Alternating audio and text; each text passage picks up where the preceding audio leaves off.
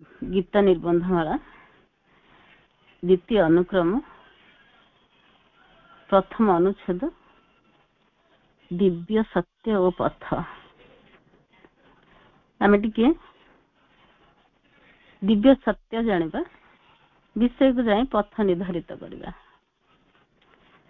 समस्त दिव्यात्म को आउ थे प्रणाम करुछि। उपस्थित सम्मान्य सीमा अपा, नंद अपा, सरोजिनी अपा को मोर अशेष अशेष कृतज्ञता और धन्यवाद। यही मते बाछि यही पैराग्राफ टी दिव्य सत्य कौन, परम और पुण्य सत्य कौन, पूर्णता और मुक्ति तत्व और सत्य, परम समग्र जगतर प्रकाश और प्रलयर कर्ता, तांको ठारू सब सृष्टि। आमे जेमिति प्रथम रे मैं गोटे श्लोक नेबी। श्लोकटी होछि सप्तम अध्यायर सप्तम श्लोक। मतः परत्तरं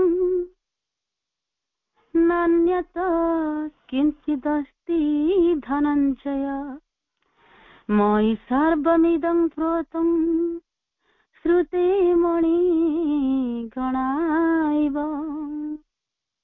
हे धनंजय, मो ठारू भिन्न होई हे जगत रे आउ किछि कारण नाही।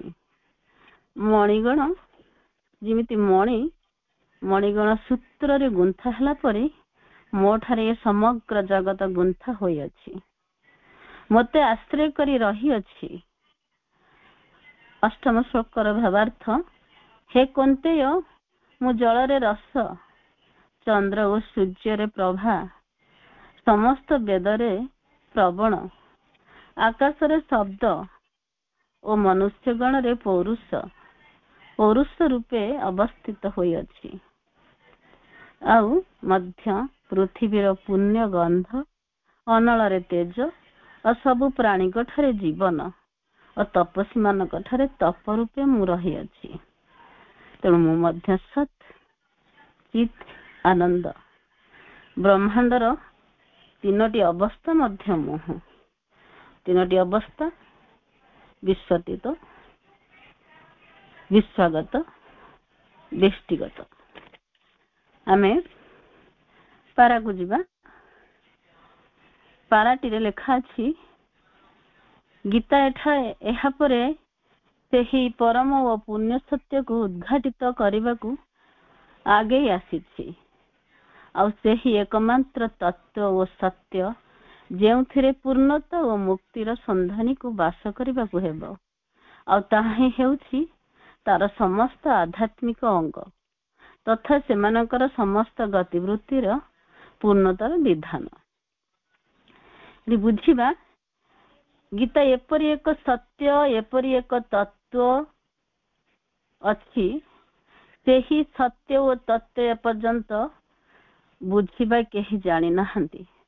सेथिपई गीता सेही सत्य और तत्व को प्रयास करबा को आसीछि, जहा कि अप्रकटित होई रहिछि, प्रकटित करिवे, जहा द्वारा पूर्णता और मुक्तिर संधानी को सेही सत्य सहित बास कले मुक्ति प्राप्त करिवे।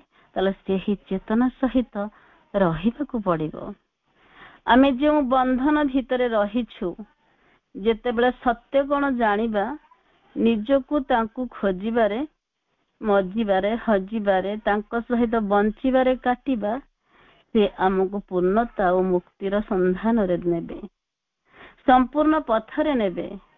चैत्य को उपलब्धि नहीं जेतले जीवा उच्च स्तर को खोली जीव आमर चेतनाटी आनंददायक मुहूर्त आसीबो।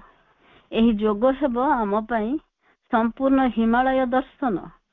आम जीवन खंडित नुहे, यह एक संपूर्ण पथ।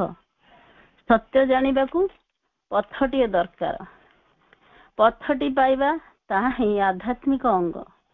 मुक्तिर संधानी आध्यात्मिक कौन संधान नेब, जहाँकि पूर्णतार विधान पथरे।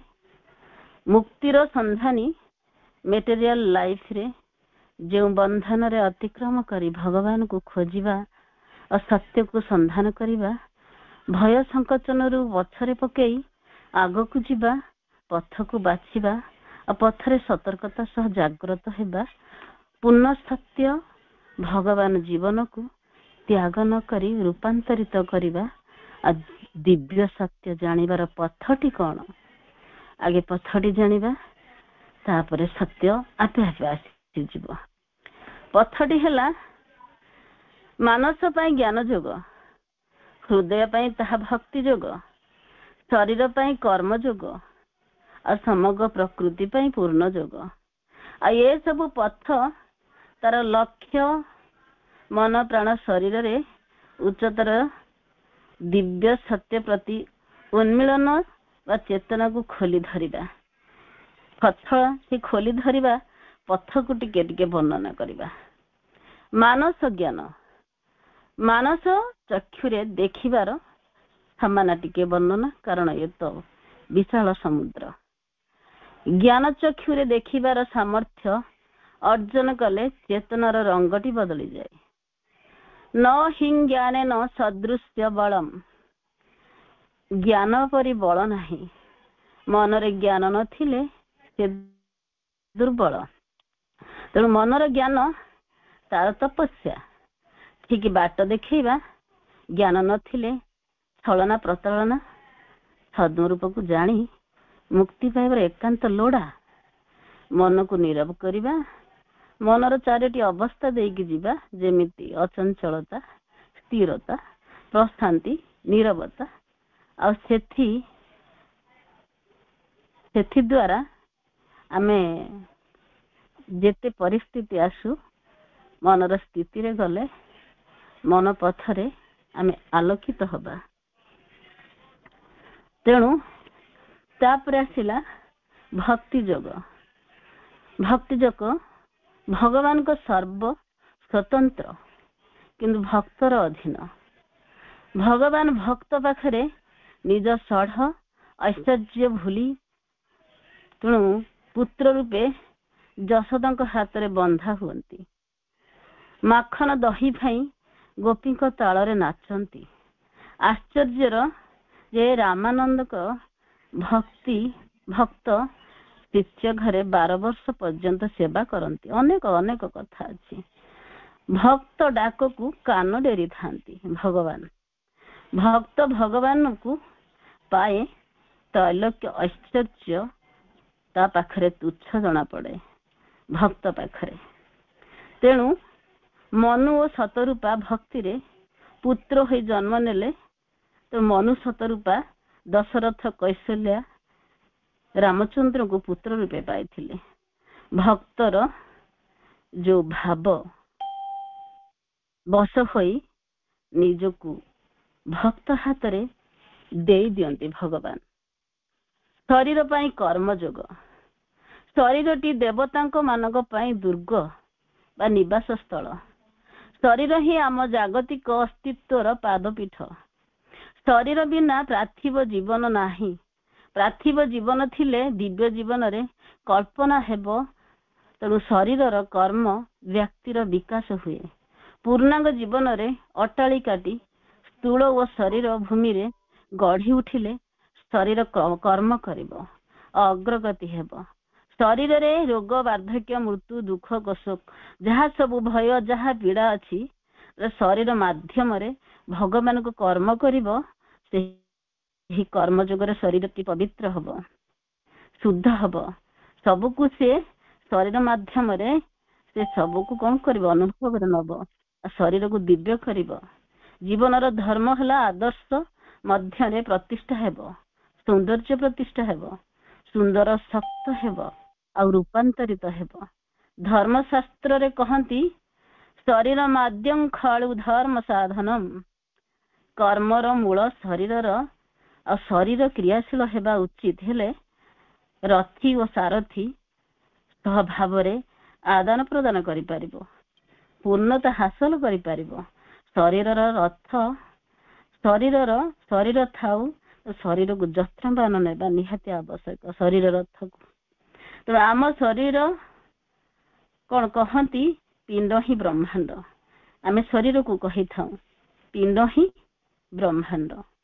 ଶୃଙ୍ଖଳା ମାଧ୍ୟମରେ ପ୍ରସ୍ତୁତ କରିବା, କର୍ମ ଦ୍ୱାରା ପୂର୍ଣ୍ଣ ଯୋଗ, ଏସବୁ କ୍ରିୟା ଦରକାର। ସବୁକୁ ନେଇଯିବା, ମନ ପ୍ରାଣ ଶରୀର ଚୈତ୍ୟ ଆତ୍ମା ସବୁରେ ଭଗବତ ପ୍ରାପ୍ତି ହିଁ ପୂର୍ଣ୍ଣ ଯୋଗ। ତେଣୁ ପୂର୍ଣ୍ଣ ଯୋଗ ସମଗ୍ରତା, ସମଗ୍ରରେ ପୂର୍ଣ୍ଣତା, ପୂର୍ଣ୍ଣତା ହିଁ ପୂର୍ଣ୍ଣାଙ୍ଗ ଯୋଗ। ସମଗ୍ର ଜଗତରେ ଯେଉଁ ସତ୍ୟ ବିଦ୍ୟମାନ, ବ୍ୟକ୍ତି ମଧ୍ୟରେ ବିଦ୍ୟମାନ, ମୁକ୍ତ ଅଗ୍ରଗତି ସବୁକୁ ସମୟ ଭିତରେ ବାନ୍ଧିବା, ଶରୀର ମାନ ପ୍ରାଣ ଶରୀର ଚୈତ୍ୟ ଆତ୍ମା ରେ ଦିବ୍ୟଙ୍କୁ ପ୍ରକଟିତ କରିବା ବା ବାନ୍ଧିବା ବା ଏକ କରିବା ବା ପୂର୍ଣ୍ଣତା ଦେବା, ପୂର୍ଣ୍ଣତାଟା ହିଁ ହାସଲ କରିବା ହିଁ ପୂର୍ଣ୍ଣ ଯୋଗ। ଆମେ କାହାକୁ ବାଦ ଦେଇ ମହାପ୍ରଭୁ ଏ ଯୋଗ ମାର୍ଗ ଲେଖି ନାହାନ୍ତି, ସବୁକୁ ନେଇକି ଲେଖିଛନ୍ତି। ତେଣୁ ଆମ ଆଧ୍ୟାତ୍ମିକ ଅଙ୍ଗ କ'ଣ ନା ଜୀବନର ଭଗବତ ପ୍ରାପ୍ତି, ଶକ୍ତିର ପ୍ରକାଶ ଆଉ ପରାପ୍ରକୃତି ପ୍ରତିଷ୍ଠା, ଭାଗବତ ଚୈତନ୍ୟ ଜ୍ୟୋତି ଦ୍ୱାରା ଜୀବନ ଓ ପ୍ରକୃତିର ଚରମ ରୂପାନ୍ତର। ଏହା ହିଁ ଦିବ୍ୟ ଜୀବନ। ଆଧ୍ୟାତ୍ମିକ ରୂପାନ୍ତର ହେଲେ ଶତାନ୍ତର ଏକ ନବଜନ୍ମ, ନବୀନ ତତ୍ତ୍ୱ ଓ ଶକ୍ତିର ଉତ୍ଥାନ, ବିଶୁଦ୍ଧ ଜୀବନ ଭାଗବତ ବିଧାନ ଦ୍ୱାରା ପରିଚାଳିତ ହେବ। ଅନ୍ତର ନିର୍ଦ୍ଦେଶ ଦ୍ୱାରା ଚାଳିତ ମନ ପ୍ରାଣ ଶରୀର ଚୈତ୍ୟ ଆତ୍ମା ଜାଗରଣ, ସ୍ୱଭାବ ଭକ୍ତି ଓ ଶ୍ରଦ୍ଧାର ପ୍ରେମ ଦିବ୍ୟ ଗୁଣକୁ ଧାରଣ କରିଥାଏ। ବାକ୍ର ନୀରବତା ପ୍ରସ୍ତୁତ କରିଥାଏ, ଆଉ ନୀରବତା ଆମକୁ ମାର୍ଗଦର୍ଶନ ଦେଇଥାଏ, ପଥ ନିର୍ଦ୍ଦେଶ ଦେଇଥାଏ। ତାପରେ ଲେଖିଲେ, ଏହି ପରମ ସତ୍ୟ ହେଲା ବିଶ୍ୱାତୀତ ଭଗବାନଙ୍କର ରହସ୍ୟ, ଯେ କି ସମଗ୍ର ସର୍ବତ୍ର ବିରାଜମାନ, ଅଥଚ ବିଶ୍ୱ ଏବଂ ବିଶ୍ୱର ସମସ୍ତ ରୂପ ଅପେକ୍ଷା ସେ ଏତେ ମହତ୍ୱର ଓ ଏତେ ଭିନ୍ନ ଯେ ଏଠାରେ କୌଣସି ବସ୍ତୁ ତାଙ୍କୁ ଧାରଣ କରିପାରିବ ନାହିଁ। ଏଠି ଧାରଣ କରିପାରିବ ନାହିଁ କାହିଁକି ଲେଖିଲେ ନା ପରମ ସତ୍ୟ ବିଶ୍ୱାତୀତ ଭଗବାନଙ୍କର ରହସ୍ୟ, ଅର୍ଥାତ୍ ବିଶ୍ୱର ଊର୍ଦ୍ଧ୍ୱରେ, ସମୟର ଊର୍ଦ୍ଧ୍ୱରେ, ବ୍ୟକ୍ତିର ଊର୍ଦ୍ଧ୍ୱରେ ବିଶ୍ୱାତୀତ ଅବସ୍ଥା। ସବୁକୁ ଧାରଣ କରିଛନ୍ତି, ଊର୍ଦ୍ଧ୍ୱରେ ଅଛନ୍ତି, ଅବ୍ୟକ୍ତ ଅଦୃଶ୍ୟ, ତାଙ୍କୁ ତୁମେ ଧରିପାରିବ ନାହିଁ, ଅନୁଭବରେ ଆଣିପାରିବ। ତେଣୁ ସମଗ୍ର ସର୍ବତ୍ର ବିରାଜମାନ, ସେ ବିଶ୍ୱ ଭିତରେ ରହିଛନ୍ତି, ବିଶ୍ୱ ଭିତରେ ରହିଛନ୍ତି, ପୁଣି ସେ ଏତେ ମହତ୍ୱର ଭିନ୍ନ ଯେ ତାଙ୍କର କୌଣସି ବସ୍ତୁକୁ ବି ଆମେ ଧରିପାରିବା ନାହିଁ, କୌଣସି ବସ୍ତୁ ଭିତରେ ତାଙ୍କୁ ଧରିପାରିବା ନାହିଁ, ଜାଣିପାରିବା ନାହିଁ। ସେ ଅଗୋଚର ଆଉ ଗୋଟିଏ ଅବସ୍ଥା। ତେଣୁ ପରମ ପ୍ରଥମେ ସେ ଭଲ ପାଇଛନ୍ତି, ଯେମିତି ଆମେ କହୁ ଅଲ୍ ହି ଲଭ୍, ସବୁକୁ ପରିଚାଳନା କରନ୍ତି, ଯୋଉଟା କି ଅର୍ଗାନାଇଜେସନ କରନ୍ତି, ସବୁ କିଛି ତାଙ୍କର, ଯେମିତି ଅଲ୍ ଆର୍ ହିଜ୍, ସବୁ କିଛି ସିଏ, ଅଲ୍ ଆର୍ ହି, ତିନୋଟି ଅବସ୍ଥାରେ ଥାନ୍ତି। ମୁଁ କହିଲି ସେ ବିଶ୍ୱରେ ତିନୋଟି ଅବସ୍ଥାରେ ଥାନ୍ତି। ଅବସ୍ଥା ଗୁଡ଼ିକ କହିସାରିଛି, ବିଶ୍ୱାତୀତ, ବିଶ୍ୱାଗତ, ବ୍ୟଷ୍ଟିଗତ। ସେ ଏତେ ବିଶାଳ, ଏତେ ମହତ୍ୱର, ଏତେ ଜୀବନ୍ତ, ଏତେ ବଳବନ୍ତ, ଏତେ ସତ୍ୟବାନ, ଧାରଣ କରିବା ଅସମ୍ଭବ। କୌଣସି ବସ୍ତୁ ତାଙ୍କୁ ପ୍ରକୃତରେ ପ୍ରକଟ କରିପାରିବା ନାହିଁ। ସେ ନିରାକାର, ଯାହାର ଆକାର ନାହିଁ। ଯେମିତି ଧର ଆପଣ କହିବେ, ଆମେ ଯେମିତି ଧର ପାଣିକି ପକେଇଦେଲେ ସେ ବୋହିଯାଏ, ପାଣି ବୋହିଯାଏ, ତାର ଧାରା ହେଲା ବୋହିବା। ତାକୁ ଆପଣ ଗ୍ଲାସରେ ରଖନ୍ତୁ, ମାଠିଆରେ ରଖନ୍ତୁ, ଟପରେ ରଖନ୍ତୁ, କୂଅ କରିକି ରଖନ୍ତୁ ବା ପୋଖରୀ କରିକି ରଖନ୍ତୁ, କିନ୍ତୁ ତୁମେ ଆକାର ଦେବା ପାଇଁ କିଛି ଗୋଟେ ଜାଗା ନେଇକି ତୁମେ ଆଧାର ପ୍ରସ୍ତୁତ କରି ସେ ପାଣିକୁ ରଖିଲ। ସେହିଭଳି ମଣିଷ ସେ କ'ଣ କରେ ନା ଭଗବାନଙ୍କ ରୂପକୁ ନିଜ ମଧ୍ୟରେ, ନିଜ ଛବି ମଧ୍ୟରେ ନିଜକୁ ଆଙ୍କିଥାଏ, ମୂର୍ତ୍ତି ମାଧ୍ୟମରେ ଆଙ୍କିଥାଏ ଯେ ଭଗବାନ ଏଇଟା, ଭଗବାନ ସେଇଟା। ଆମର ରଖିବାର ଯେମିତି ପାତ୍ରଟି ଅଛି, ମଣିଷ ମଧ୍ୟରେ ମଧ୍ୟ ଆଧାରଟି ସେଇଭଳିଆ ଅଛି।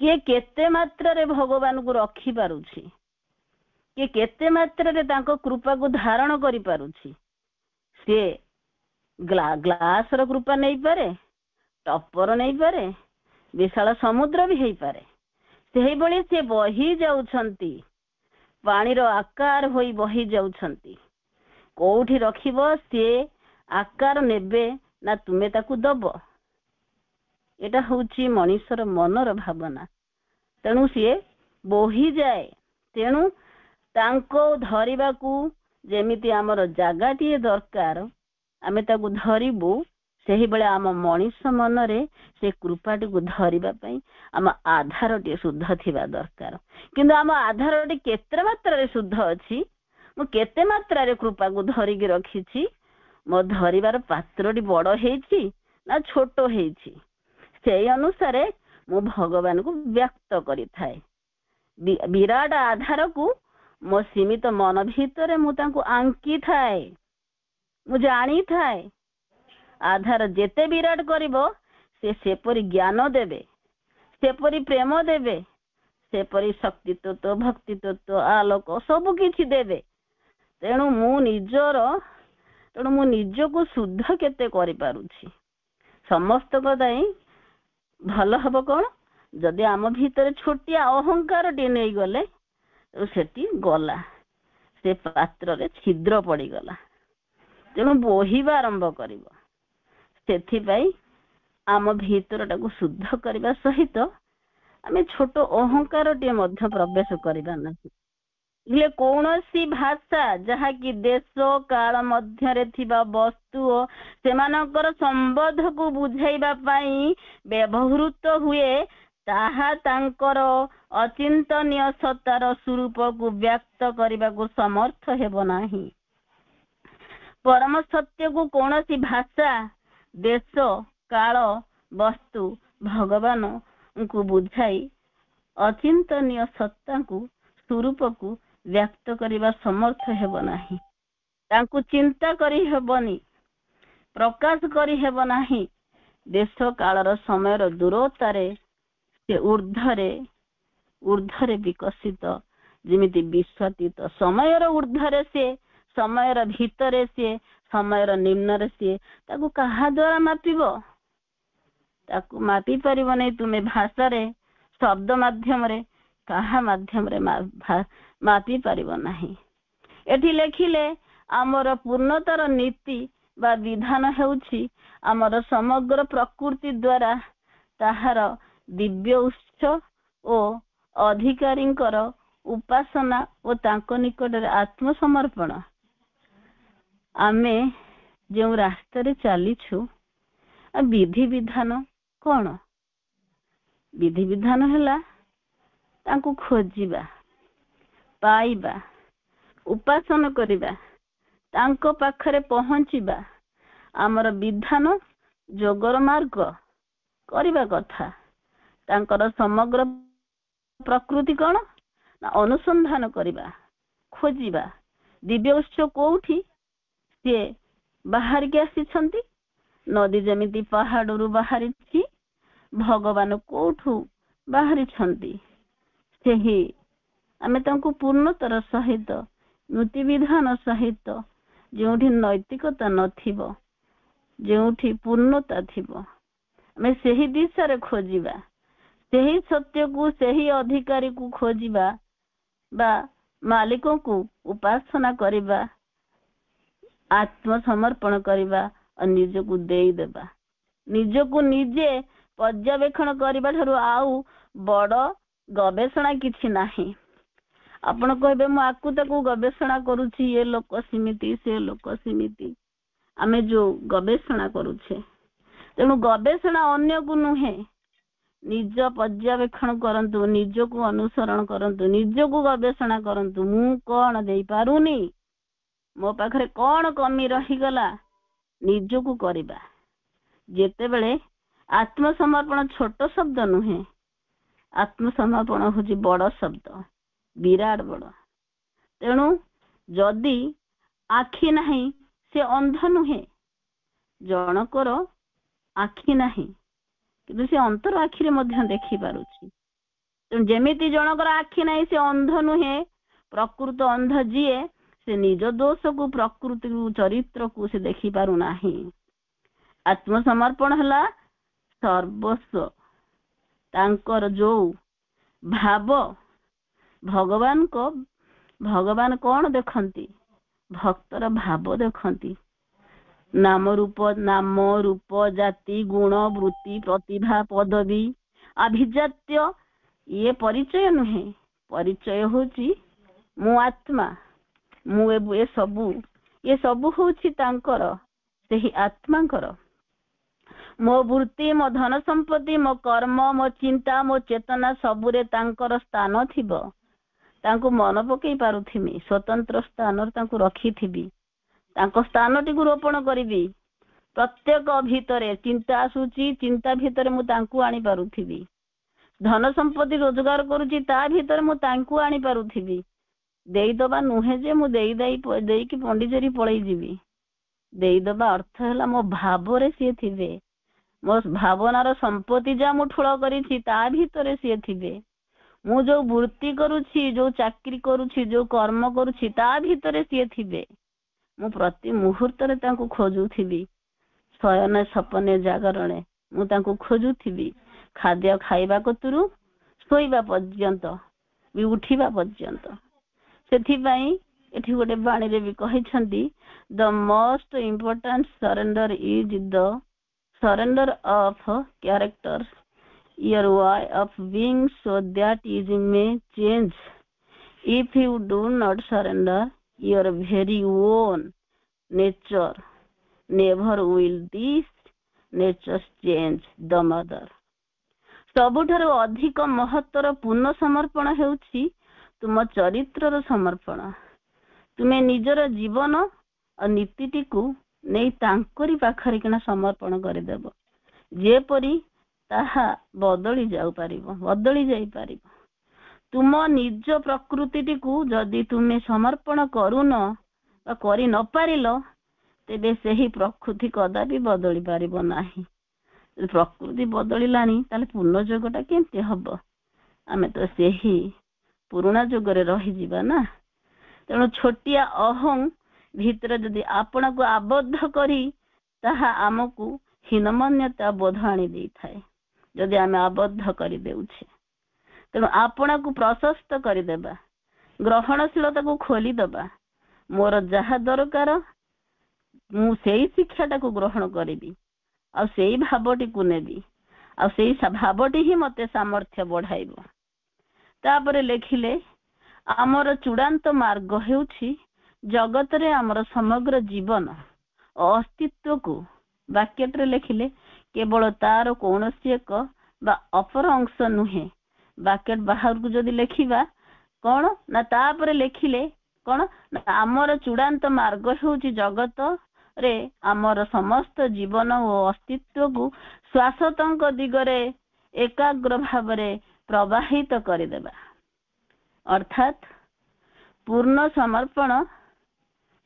ସମର୍ପଣ କରିଦେବା। এই ଲେଖାର ଭାବାର୍ଥ ହେଉଛି ପୂର୍ଣ୍ଣ ସମର୍ପଣ, ଇଣ୍ଟ୍ରେଗାଲ ସମର୍ପଣ।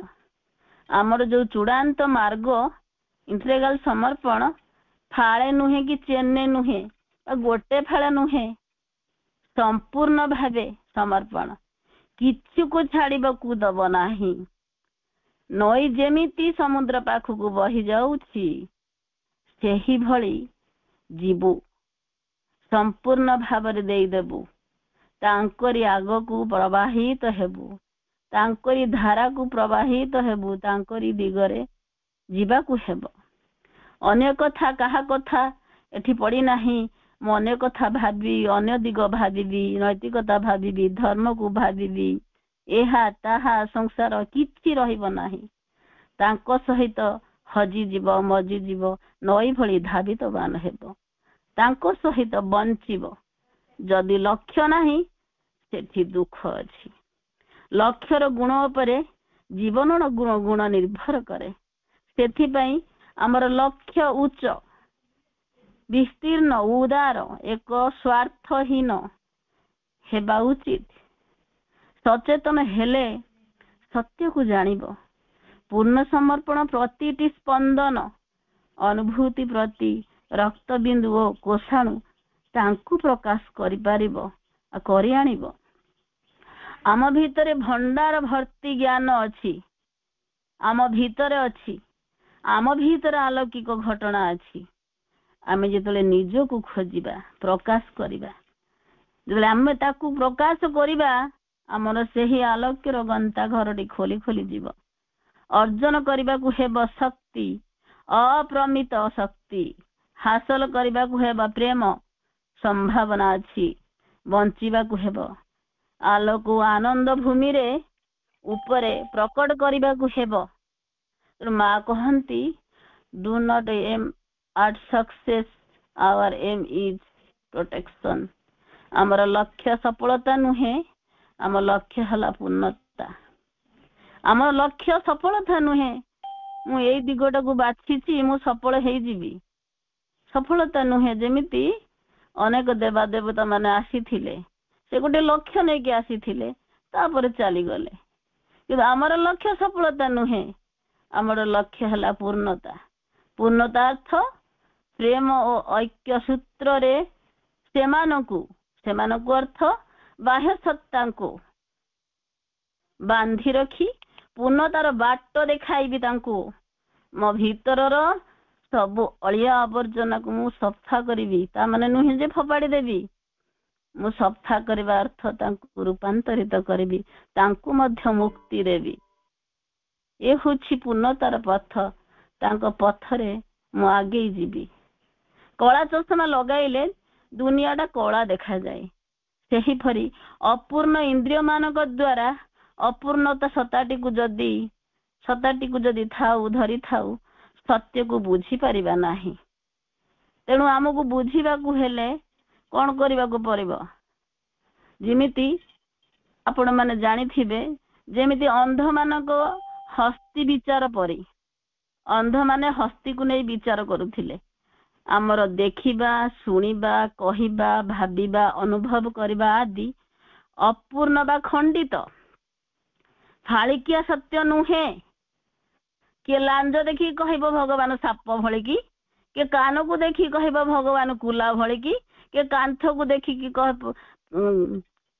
ମାନେ ପେଟଟାକୁ ଦେଖିକି କହିବ କାନ୍ଥ ବା ପାହାଡ ଭଳିକି। ଏଟା ଖଣ୍ଡିତ ସତ୍ୟ। ତେଣୁ ଭଗବାନ ହେଲା ପୂର୍ଣ୍ଣ ସତ୍ୟ, ଦିବ୍ୟ ସତ୍ୟ। ତେଣୁ ଆମେ ଫାଳିକିଆ ଦେଖିବା ନାହିଁ, ଫାଳିକିଆ କହିବା ନାହିଁ। ପୂର୍ଣ୍ଣତା ଅର୍ଥ ସମୁଦ୍ର ପରି ଅନନ୍ତ, ଆକାଶ ପରି ଅସୀମ ଦିବ୍ୟ ସତ୍ୟ।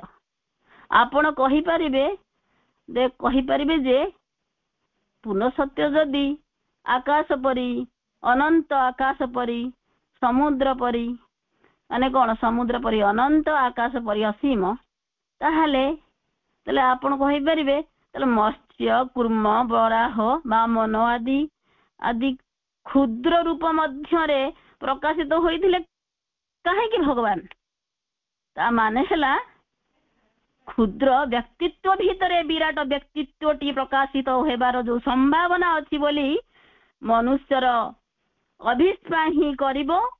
ବ୍ୟକ୍ତି ଚେତନା, ପୂର୍ଣ୍ଣ ଚେତନାକୁ ପ୍ରକଟ କରିବା ହିଁ ତାଙ୍କର ଏହି ଯୋଉ ରୂପ ଧାରଣ କରିଥିଲେ, ଚେତନା ଅନୁସାରେ ତାଙ୍କ ରୂପଟି ଆସିଥିଲା। ତେଣୁ ଆକୁ କହିଲେ ଅନେକ କାହାଣୀ ହବ। ଆମେ ମାନେ ଭାବିବା ଯେ ମୁଁ କଣ ସତରେ ଭଗବାନଙ୍କୁ ଧାରଣ କରିପାରିବି? ସେଥିପାଇଁ ତ ସେ ରୂପ ଧରିକି ଆସିଥିଲେ, ଯେ ତୁମ କ୍ଷୁଦ୍ର ରୂପ ଭିତରେ ତୁମେ ବିଶାଳ ଭଗବାନଙ୍କୁ ଧାରଣ କରିପାରିବ। ତେଣୁ ଏତିକି ବୁଝିବା କଣ ନା ପ୍ରକୃତିର ଅମୂଳ ଚୂଳ ପରିବର୍ତ୍ତନ, ତାଙ୍କରି ଦିଗରେ ପ୍ରବାହିତ ହେବା, ତାଙ୍କରି ଦିଗରେ ପ୍ରବାହ ହବା। ଆମ ଏଇ କ୍ଷୁଦ୍ର ମନୁଷ୍ୟ ଜୀବନଟି ସେ ଭଗବାନଙ୍କୁ ଧାରଣ କରିପାରିବ। ତାପରେ ଲେଖିଲେ, ଏକ ଦିବ୍ୟ ଯୋଗର ଶକ୍ତି ଓ ରହସ୍ୟ ଦ୍ୱାରା ଆମେ ତାଙ୍କର ଅନିର୍ବଚନୀୟ ନିଗୂଢ ସତ୍ତା ଭିତରୁ ଏହି ପ୍ରାତିଭାସିକ ଜଗତର ସୀମାବଦ୍ଧ ପ୍ରକୃତି ଭିତରେ ଆସି ପହଞ୍ଚିଛୁ। ଏହି ଯୋଉ ପ୍ରାତିଭାସିକ ସୀମା ଭିତରେ ଆମେ ପହଞ୍ଚିଛେ, ଏଠି ଲେଖୁଛନ୍ତି ଆମେ ଶାଶ୍ୱତଙ୍କ ଦିଗରେ ଯେତେବେଳେ ଏକାଗ୍ର ଭାବରେ କିନା ପ୍ରବାହିତ ହେବା, କାହିଁକି ନା ଆମେ ସେହି ଆନନ୍ଦ ରାଜ୍ୟର ସନ୍ତାନ। ଆମେ ସେହି ଆନନ୍ଦ, ପ୍ରେମ ଓ ଆଲୋକ ରାଜ୍ୟରୁ ଆସିଛୁ। ଅରିଜିନାଲ ସତ୍ୟକୁ ଆମେ ଛାଡ଼ିକି ଆସିଛୁ। ଏଠି ଯୋଉ କେଉଁଠିକି ଆସିଛୁ? ଏଇ ଯୋଉ ନିମ୍ନ ଜଗତକୁ ଆସିଛୁ। ଏଠି ଲେଖିଲେ ଦିବ୍ୟ ଯୋଗର ଶକ୍ତି ରହସ୍ୟ ଦ୍ୱାରା ତାଙ୍କ ଅନିର୍ବଚନୀୟ ନିଗୂଢ଼ ଗଭୀରତା ଭିତରକୁ ପ୍ରାତିଭାସିକ ଜଗତରେ ସୀମାବଦ୍ଧ ପ୍ରକୃତିରେ ଯୋଉ ରହିଛେ ଆମେ ଅରିଜିନାଲକୁ ଆମେ ଯିବା। ସେଥିପାଇଁ ଅରିଜିନାଲରୁ ବାହାରି ତାଙ୍କ ରହସ୍ୟରେ ସେ ପଠେଇଛନ୍ତି। ସେଠୁ ଆସି ଅସୀମରୁ ଆସି ତେଣୁ ସୀମିତ ହୋଇଯାଇଛୁ। ତେଣୁ ଅରିଜିନାଲ ଅଜ୍ଞାନତା ବା ଛାୟା ବା ମାୟା ଯାହା ବି କହିପାର ତା ଭିତରେ ଆମେ ଆବଦ୍ଧ। ତେଣୁ ସତ୍ୟ ଉପରେ ଢାଙ୍କୁଣା ପଡ଼ିଯାଇଛି। ତେଣୁ ଅରିଜିନାଲ ଚନ୍ଦ୍ର ଉପରେ, ଚନ୍ଦ୍ର ଯେମିତି ଅରିଜିନାଲ ଚନ୍ଦ୍ର ଉପରେ ଅଛି, ଆମେ ତାର ପ୍ରତିଭାସିକ ପ୍ରତିବିମ୍ବିତ ପ୍ରତିରୂପଟି ଆମେ ପାଣିରେ ଦେଖିଥାଉ। ସେହିପରି ପାଣିରେ ଦେଖି କହୁ ପାଣି ଭିତରେ ଜହ୍ନ। ସେହିପରି ସୀମାବଦ୍ଧ ଭିତରେ ପହଞ୍ଚିଛୁ। ଯେମିତି ସତ୍ୟ ଲୁକାୟିତ ଏଠି ମିଥ୍ୟା ହୋଇଯାଇଛି, ସତ୍ୟ ମିଥ୍ୟା ହୋଇଯାଇଛି, ପ୍ରେମ ଏଠି ଘୃଣା ହୋଇଯାଇଛି। ସେଇଭଳି ସେଇ ସତ୍ୟକୁ ଆମେ ଏଠି ସୀମିତରେ ଖୋଜୁଛେ। ତେଣୁ ସେଇ ସୀମିତରେ ରହିଛୁ। ତେଣୁ ଅରିଜିନାଲ ସତ୍ୟ ଗୋଟିଏ ପଟେ, ପ୍ରତିଭାସିକ ଅର୍ଥ ଯୋଉଟା ଦେଖାଯାଉଛି, ଯୋଉ ସାଇଟକୁ ଆମେ ଦେଖୁଛେ, ସୀମାବଦ୍ଧ ଅର୍ଥ ସେଇ ସୀମିତତା ଭିତରେ ଆମେ ଦେଖୁଛେ। ଭଗବାନ ତ ସୀମିତ ନୁହେଁ, ସେ ବିଶାଳ। ଆମେ ସୀମିତ ଅଜ୍ଞାନରେ ଯେତିକି ଦେଖୁଛେ ସେତିକି ସତ୍ୟକୁ ବାଢୁଛେ। ତେଣୁ ସୀମାବଦ୍ଧ ଅର୍ଥ ପୃଥିବୀ ବଡ଼ ଓ ବିଶାଳ, ଆମେ ଏଠି ଛୋଟ। ଯେମିତି ଆପଣ ମାନେ ଭାବନ୍ତୁ, ଆମେ ଏଠି ଛୋଟିଆ ଘର ଭିତରେ, ଏତିକି ସ୍କୋୟାର ଫୁଟ ଘର ଭିତରେ ଆମେ ରହିଯାଇଛେ।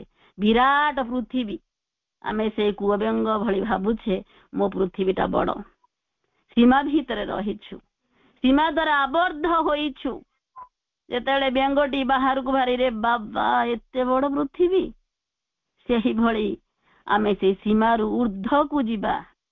ତାପରେ ଲେଖିଲେ ସେହି ଦିବ୍ୟ ଯୋଗର ହିଁ ଏକ ବିପରୀତ ପ୍ରକ୍ରିୟା ଦ୍ୱାରା ଆମକୁ ଏହି ପ୍ରାତିଭାସିକ ପ୍ରକୃତିର ସୀମାକୁ ଅତିକ୍ରମ କରିବାକୁ ହେବ ଏବଂ ସେହି ମହତ୍ତର ଚୈତନ୍ୟକୁ ଫେରି ପାଇବାକୁ ହେବ, ଯାହା ଦ୍ୱାରା ଆମେ ଭଗବାନଙ୍କ ମଧ୍ୟରେ, ଶାଶ୍ୱତଙ୍କ ମଧ୍ୟରେ ବାସ କରିପାରିବା। ପୁରା ଊର୍ଦ୍ଧ୍ୱ ଚେତନାର କଥା ଏଠି ଲେଖା ହେଇଛି। ଆମେ ତାଙ୍କ ରାଜ୍ୟକୁ ଯିବା କଥା ଲେଖା ହେଇଛି। ଆମେ ତ ସୀମାବଦ୍ଧ ଭିତରେ ରହିଛେ, ବିପରୀତ ପଟକୁ କେମିତି ଯିବା? ଆମେ ଯୋଉ ମାୟାରେ ବନ୍ଧା ହୋଇଛୁ, ଅଜ୍ଞାନରେ ବନ୍ଧା ହୋଇଛେ, ଆନନ୍ଦ ସତ୍ୟ ରାଜ୍ୟକୁ ଯିବା। ଏହି ଅଜ୍ଞାନ ସୀମାକୁ ଅତିକ୍ରମ କରିବା, ଅରିଜିନାଲ ସତ୍ୟ ପାଖକୁ ନିବର୍ତ୍ତନରେ ବିବର୍ତ୍ତନ ହୋଇ ଆମେ ଯିବା। ସେ ଊର୍ଦ୍ଧ୍ୱ ଶକ୍ତି ଉପରୁ ଆସିଛନ୍ତି ତ ଆମକୁ ନବା ପାଇଁ, ଆମର ପ୍ରତିବନ୍ଧକୁ ଅତିକ୍ରମ କରିବା ପାଇଁ, ଚେତନାକୁ ବିକାଶ କରିବା ପାଇଁ, ନିଜ ସତ୍ତା ସହିତ ସଂଗତି ଆଣିବା ପାଇଁ, ନିଜକୁ ଆବିଷ୍କାର କରିବା ପାଇଁ, ପ୍ରକୃତିକୁ ପରିବର୍ତ୍ତନ କରିବା। ବନ୍ଧନ ଭିତରେ ଯୋଉ ଅଛି ଚୈତ୍ୟ ସତ୍ତାକୁ ଆମେ ଖୋଜିବା, ତାଙ୍କୁ ସବୁ କିଛି ସମର୍ପଣ କରିବା। ଚୈତ୍ୟ ଜାଗ୍ରତ ହେଲେ ଅଜ୍ଞାନତାର ମୁଖାଟି ଖସି ପଡ଼ିବ। ସେଇ ମୁଖାଟି ଖସି ପଡ଼ିଲେ ଆମ ନିଜର ସ୍ଥିତିକୁ ସ୍ୱୀକାର କରିବା। ଯେତେବେଳେ ନିଜର ସ୍ଥିତିକୁ ସ୍ୱୀକାର କରିବା, ସେ ମୁଖାଟି ଧୀରେ ଧୀରେ ଖସି ପଡ଼ିବ। ବିବର୍ତ୍ତନ ଧାରାରେ ନିଜର ବିକାଶ ଘଟାଇବା, ପରିଶେଷରେ ନିଜକୁ ଅତିକ୍ରମ କରିଯିବା। ଅନୁଭୂତି ଯେତେ ଗଭୀରତର ହେବ, ଆମେ ଯେତେ ଗଭୀରରେ ବୁଡ଼ ଦେବା, ଆମେ ସେ ଗଭୀରତାର ମୋତିଟିକୁ ପାଇପାରିବା, ସେ ସନ୍ଧାନୀ ହେଇପାରିବା। ଆମେ ଗଭୀରତାରେ ବୁଡ଼ ଦେବାର ଅଛି। ଯେ ଭେଦିବ ସେତେବେଳେ ଜ୍ଞାନ ଲାଭ କରିବ। ଅନୁଭବ ଜ୍ଞାନ ହିଁ ଶ୍ରେଷ୍ଠ ଅଟେ। ଅନେକ ଜ୍ଞାନ ଆମେ ପାଠ ପଢିଛେ, ସାର୍ଟିଫିକେଟ ପାଇଛେ, ଅନୁଭବର ଜ୍ଞାନ କେହି ପଢେଇ ନାହାନ୍ତି। ଆମେ ନିଜେ ପଢିବାକୁ ପଡିବ, ଯାହା ଦ୍ୱାରା ଆତ୍ମାର ବ୍ୟକ୍ତିତ୍ୱଟି ଉପଲବ୍ଧି ହେବ, ଆତ୍ମୀୟ ବଳକୁ ଜାଗ୍ରତ କରିବ, ବିପରୀତ ପଟକୁ ଯିବା ପାଇଁ ଆଗ୍ରହ ସୃଷ୍ଟି କରିବ। ଆତ୍ମାର ବାଧା ଗୁଡ଼ିକୁ ବାଟ ଛାଡ଼ିଦେବ ଯେତେବେଳେ ଆତ୍ମାଟି ବିକାଶ କରିବ। ପ୍ରତିଭାସିକ ସୀମାକୁ ଅତିକ୍ରମ କରି, ଅଜ୍ଞାନକୁ ଅତିକ୍ରମ କରି ଦିବ୍ୟତାର ପଥରେ ମହତ୍ତର ଚୈତନ୍ୟକୁ ଖୋଜିବ, ଅନ୍ୱେଷଣ କରିବ, ନିରୀକ୍ଷଣ କରିବ, ପରିବର୍ତ୍ତନ ନିଜକୁ ନିଜେ କରିବ, ଚୈତ୍ୟଙ୍କ ସହ ସଂଯୋଗ ସ୍ଥାପନ କରିବ। ପାର୍ଥିବ ଜୀବନରେ ଦିବ୍ୟ ଜୀବନ କଳ୍ପନା କରି ସର୍ବୋତ୍ତମ ସ୍ତରକୁ ଉନ୍ନୀତ ହୋଇ ଉଚ୍ଚ ସତ୍ୟ ଉଚ୍ଚତମ ସତ୍ୟକୁ ପାର୍ଥିବ ଜୀବନରେ ଉତାରି ଆଣିବ। ଯେତେବେଳେ ଉତାରି ଆଣିବ ମହତ୍ତର ଚୈତନ୍ୟକୁ ଫେରି ପାଇବ, ଶାଶ୍ୱତଙ୍କ ମଧ୍ୟରେ ବାସ କରିପାରିବ। କିନ୍ତୁ ଅନେକ କାହାଣୀ ଆକୁ ସବୁ ଏତିକିରେ ବର୍ଣ୍ଣନା କରିବା ସମ୍ଭବ ନୁହଁ। ଆକୁ ବର୍ଣ୍ଣନା କଲେ ବହୁତ ହେଇପାରିବ। ତ ଊର୍ଦ୍ଧ୍ୱ ଚେତନର କଥା ଇଏ କୁହାଯାଉଛି, ନିଜକୁ ଯେତେବେଳେ ହଜାଇବ, ବିଲୀନ କରିବ ଆନନ୍ଦଙ୍କ ସହିତ, ରୂପର ସ୍ୱାଦ ନେବ, ଯେମିତି ଭକ୍ତର ଭାବ ଅନୁଯାୟୀ ନିକଟତର ହୁଅନ୍ତି ଭଗବାନ। ଏ ରହସ୍ୟ ବିଶାଳ ସଂକ୍ଷେପରେ ବର୍ଣ୍ଣନା କରିବା ଯୋଗ୍ୟତା ହିଁ ମୋର ନାହିଁ। ଭକ୍ତି, ପ୍ରେମ, ଜ୍ଞାନ, କର୍ମ ପଥରେ ନିଜକୁ ମ୍ୟାନିଫେଷ୍ଟ କରିବ, ବିସ୍ତାରିତ ଦିଗନ୍ତରେ ଯେତେବେଳେ ପହଞ୍ଚି ପାରିବ, ସେତେବେଳେ ସେ ଭଗବାନକୁ ବାଛିବ, ଭଗବାନଙ୍କ ସହିତ ହଜିବ, ମଜିବ। ଆଉ ସେତେବେଳେ ସେ ଭଗବାନଙ୍କ ସହିତ ନିଜକୁ ନିରୀକ୍ଷଣ କରିବ, ପର୍ଯ୍ୟବେକ୍ଷଣ କରିବ, ମୋର କୋଉଠି କମି ଅଛି। ସେ ସତ୍ ଚିତ୍ ଆନନ୍ଦ ରୂପଟିକୁ କଣ କରିବ, ନିଜ ମଧ୍ୟରେ ଭିଜେଇ ଦବ। ନିଜ ମଧ୍ୟରେ ସେ ଭଗବାନ ତାହାର ମାନେ ତା ଅସ୍ତିତ୍ୱ ହିଁ ନଥିବ, କେବଳ ସେ ନିଜକୁ ଆତ୍ମା ବୋଲି ଅନୁଭବ କରୁଥିବ। ସେତେବେଳେ ତାହାର ସତ୍ୟଟି ସେ ଭଗବାନଙ୍କ ଆଡକୁ ଧାବିତବାନ ହେବ। ଆମକୁ ଭାବିବାକୁ ହେବ, ଆଉ ଆମ ଭାବନା ହିଁ ନିଜକୁ ବୁଝେଇବା, ସାନ୍ତ୍ୱନା ଦେବା, ଭଗବାନଙ୍କ ସହିତ ମିଶେଇବା। ଯେମିତି ଝରଣାଟି ଉପରୁ ତଳକୁ ଝରୁଛି, ସେହିଭଳି ଆମର ଶ୍ରଦ୍ଧା, ଆସ୍ପୃହା, ନିଷ୍ଠା, ସଂକଳ୍ପ ଯାହା ସବୁ ନିମ୍ନରୁ ଊର୍ଦ୍ଧ୍ୱକୁ ପ୍ରବାହ ହେବା ଦ୍ୱାରା ଆମ ଭିତରେ ସେହି ପୂର୍ଣ୍ଣତା ସ୍ଥାନ ପାଇବ। ଆମେ ସେହି ଭଗବାନଙ୍କ ରାଜ୍ୟକୁ ଫେରି ପାରିବା। ଏତିକି କହୁଛି। ବନ୍ଦେ ମାତରମ୍। ପ୍ରଣାମ।